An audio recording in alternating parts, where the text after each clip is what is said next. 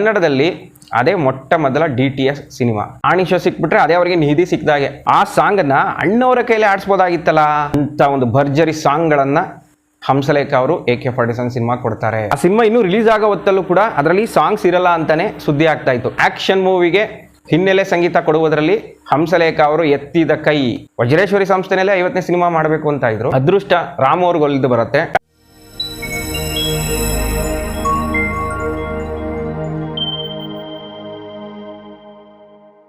ಶಿವಣ್ಣ ಅಭಿನಯದ 50ನೇ cinema AK-47 ಬಗ್ಗೆ ಮಾಹಿತಿಯನ್ನು ಕೊಡ್ತಾ ಇದ್ದೀನಿ. ಹಲವು ಮಂದಿ AK-47 ಬಗ್ಗೆ ಮಾಹಿತಿಯನ್ನು ಕೊಡಿ ಅಂತ ಕಮೆಂಟ್ ಮಾಡ್ತಾನೆ ಇದ್ರು. ಅದು 50ನೇ ಸಿನಿಮಾ ಅನ್ನೋ ಕಾರಣಕ್ಕೆ ಸಾಕಷ್ಟು ನಿರೀಕ್ಷೆ. ಜೊತೆಗೆ ಶಿವಣ್ಣನ 50ನೇ ಸಿನಿಮಾವನ್ನು ವಜ್ರೇಶ್ವರಿ ಕಂಬೈನ್ಸ್ನಲ್ಲೇ ತಯಾರು ಮಾಡಬೇಕು ಅಂತ ಆವಾಗ ಪ್ಲ್ಯಾನ್ ಆಗಿದ್ದದ್ದು. ಪಾರ್ವತಮ್ಮ ರಾಜ್ಕುಮಾರ್ ಅವರೇ ಪ್ರೊಡ್ಯೂಸ್ ಮಾಡಬೇಕು ಶಿವಣ್ಣನ 50ನೇ ಸಿನಿಮಾ ಅಂತಲೇ ಪ್ಲ್ಯಾನ್ ಇದ್ದದ್ದು. ಆದರೆ ಪಾರ್ವತಮ್ಮನವರು ಶಿವಣ್ಣನ 50ನೇ ಸಿನಿಮಾ ನಿರ್ಮಾಣ ಮಾಡುವ ಜವಾಬ್ದಾರಿಯನ್ನು, ಒಂದು ಸುವರ್ಣ ಅವಕಾಶವನ್ನು ಕೋಟಿ ನಿರ್ಮಾಪಕ ರಾಮು ಅವರಿಗೆ ವಹಿಸ್ತಾರೆ. ರಾಮು ಅವರು ಆ ಸಿನಿಮಾದಿಂದ ಅವರ ಜೀವನದ ದಿಕ್ಕೆ ಬದಲಾಯಿತು ಅಂತ ಎಷ್ಟೋ ಸರಿ ಹೇಳಿದ್ದಾರೆ. ನನ್ನ ಸಂಸ್ಥೆಯ ನಿರ್ಮಾಣದಲ್ಲಿ AK-47, ಸಿಂಹದ ಮರಿ, ಗೋಲಿಬಾರ್, ಲಾಕಪ್ ಡೆತ್ ಈ ಸಿನಿಮಾಗಳು ಪ್ರಮುಖ ಸಾಲಿನಲ್ಲಿ ನಿಲ್ಲತ್ತೆ ಅಂತ ಎಷ್ಟೋ ಬಾರಿ ಹೇಳಿದ್ದಾರೆ. ಶಿವಣ್ಣನ 50ನೇ ಸಿನಿಮಾ ಅಂತ ಗೊತ್ತಾದ ತಕ್ಷಣವೇ ಅಭಿಮಾನಿಗಳಲ್ಲಿ ಒಂದು ರೀತಿ ಪುಳಕ. ನಮ್ಮ ಶಿವಣ್ಣ ಇಷ್ಟು ಬೇಗ 50ನೇ ಸಿನಿಮಾವನ್ನು ಪೂರೈಸಿಕೆ ಮಾಡ್ತಾ ಇದ್ದಾರೆ. 86ರಲ್ಲಿ ಸಿನಿಮಾ ರಂಗಕ್ಕೆ ಎಂಟ್ರಿ ಆಗ್ತಾರೆ. 13 ವರ್ಷಕ್ಕೆ ಅವರು 50ನೇ ಸಿನಿಮಾದಲ್ಲಿ ನಟನೆ ಮಾಡ್ತಾ ಇರ್ತಾರೆ. 1999ರಲ್ಲಿ AK-47 ರಿಲೀಸ್ ಆಗುವಂಥದ್ದು.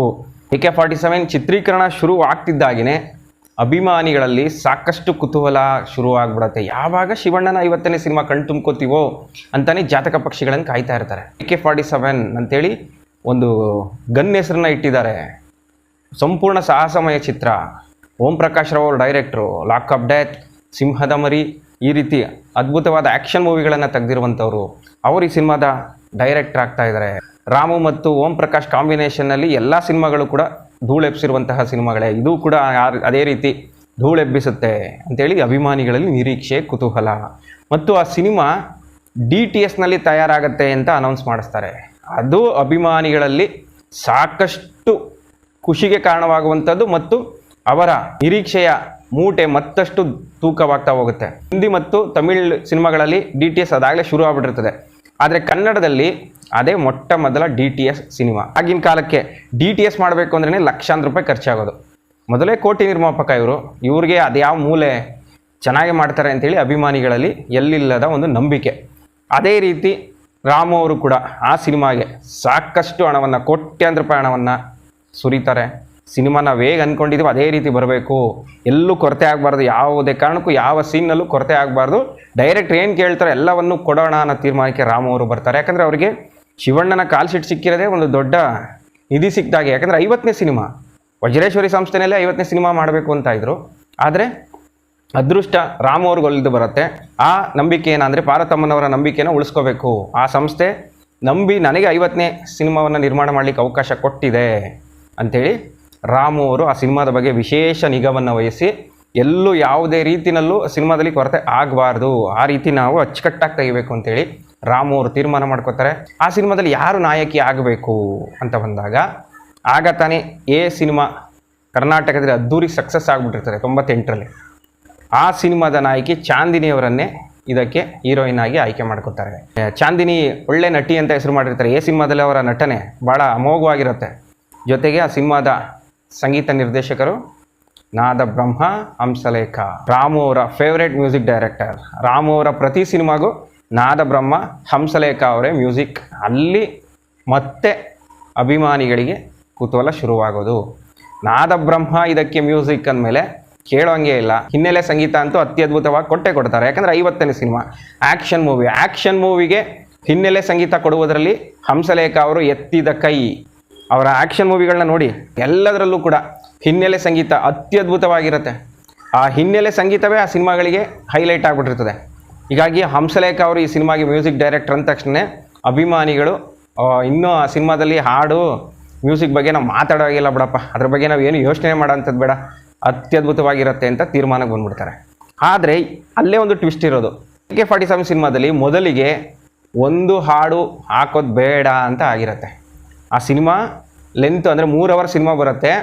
ಜೊತೆಗೆ ಇದೆಲ್ಲ ಸಂಪೂರ್ಣ ಸಾಹಸಮಯ ಸಿನಿಮಾ ಅಲ್ವಾ, ಇದಕ್ಕೆ ಹಾಡುಗಳು ಬೇಡವೇ ಬೇಡ, ಫೈಟಿಂಗ್ ಸಿನಿಮಾ, ನಾವು ಅದೇ ಆ ಹಾಡುಗಳಿಗೆ ಬಳಸ್ತೇನೆ ಸಿನಿಮಾ ಮಾಡೋಣ ಅಂತ ತೀರ್ಮಾನ ಮಾಡ್ಕೊಂಡಿರ್ತಾರೆ.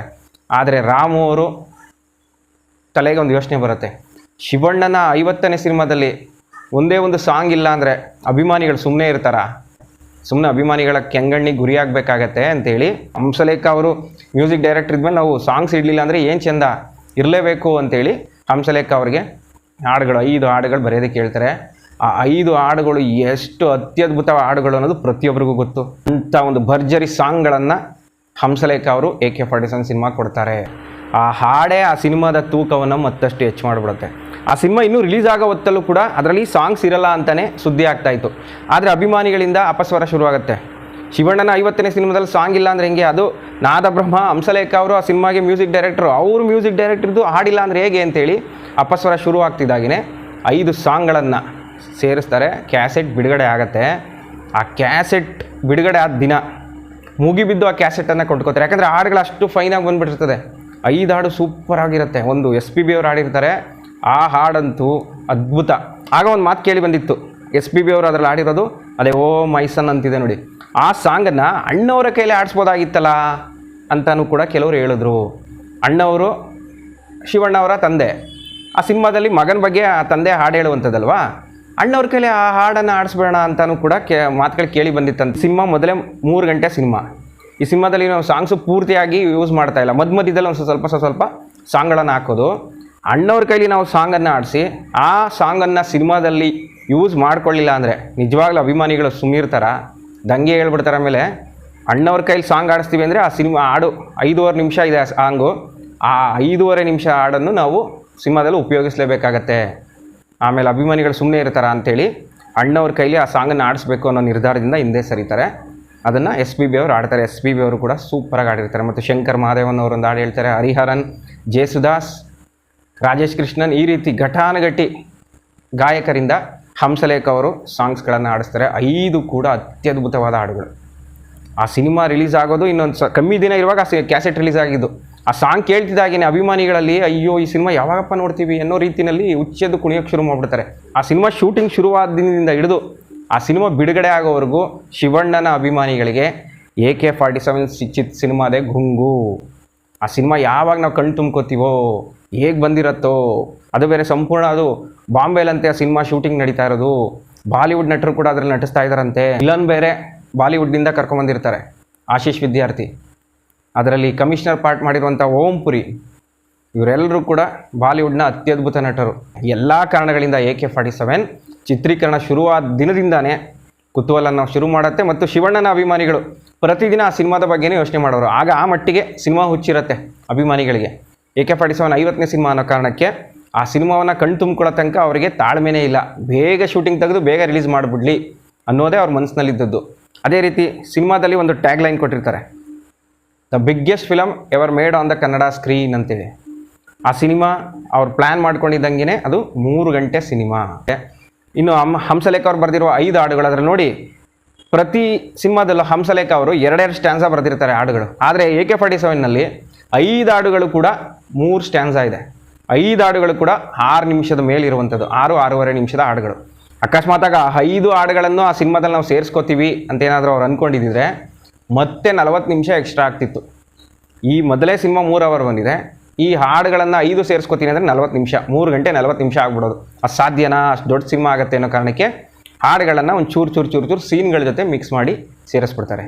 ಹೀಗಾಗಿ ಅದರ 5 ಹಾಡುಗಳು ಅತ್ಯದ್ಭುತ ಹಾಡುಗಳು.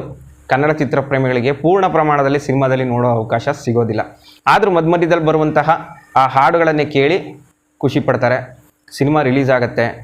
ಸಿನಿಮಾ ರಿಲೀಸ್ ಆಗೋದು 10 ದಿನ ಮುಂಚಿತವಾಗಿಯೇ ಕರ್ನಾಟಕದ ಎಲ್ಲ ಚಿತ್ರಮಂದಿರಗಳು, ಅಂದರೆ ಎಲ್ಲೆಲ್ಲಿ AK-47 ಸಿನಿಮಾ ರಿಲೀಸ್ ಆಗ್ತಾ ಇದೆಯೋ ಆ ಎಲ್ಲ ಚಿತ್ರಮಂದಿರಗಳಲ್ಲೂ 10 ದಿನ ಮುಂಚಿತವಾಗಿಯೇ ಕಟೌಟನ್ನು ನಿಲ್ಲಿಸ್ತಾರೆ.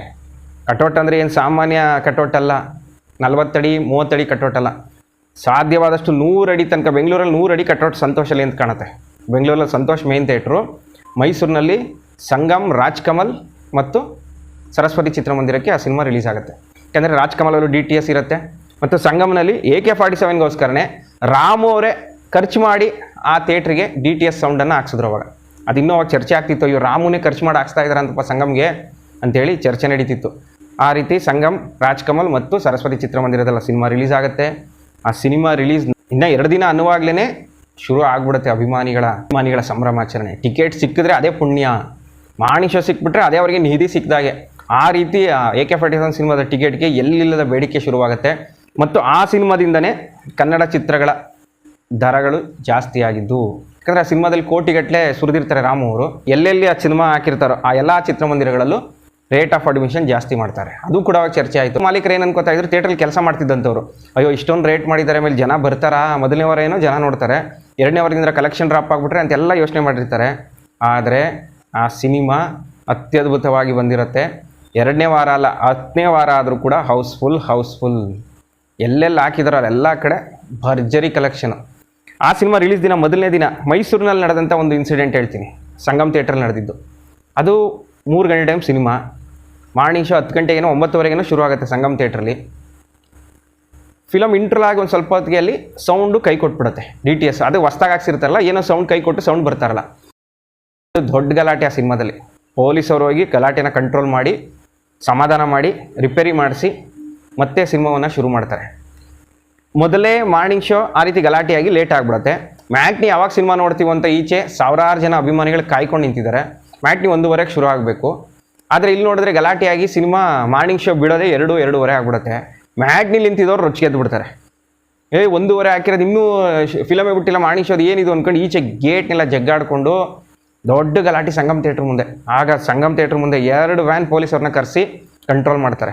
ಆ ಮಟ್ಟಿಗೆ ಆ ಸಿನಿಮಾದಲ್ಲಿ ಅಭಿಮಾನಿಗಳನ್ನು ನಿಯಂತ್ರಣ ಮಾಡಲಿಕ್ಕೆ ಹೆಣಗಾಡಬೇಕಾದಂಥ ಪರಿಸ್ಥಿತಿ ಉಂಟಾಗುತ್ತೆ. AK-47 ಸಿನಿಮಾವನ್ನು ಶಿವಣ್ಣನ ಅಭಿಮಾನಿಗಳು ಅದ್ಧೂರಿಯಾಗಿ ಸ್ವಾಗತ ಮಾಡ್ತಾರೆ.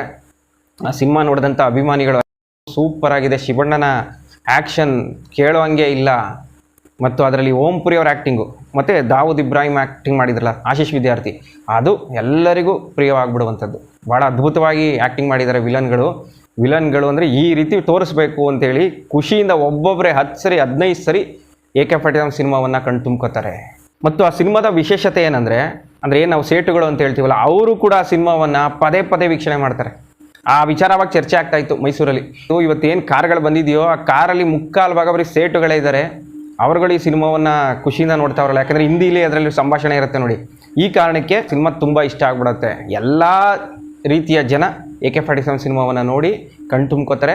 ಈ ರೀತಿ 1999ರಲ್ಲಿ ಶಿವಣ್ಣನ 50ನೇ ಸಿನಿಮಾ ಅತ್ಯದ್ಭುತ ಯಶಸ್ಸನ್ನು ಕಾಣುತ್ತೆ.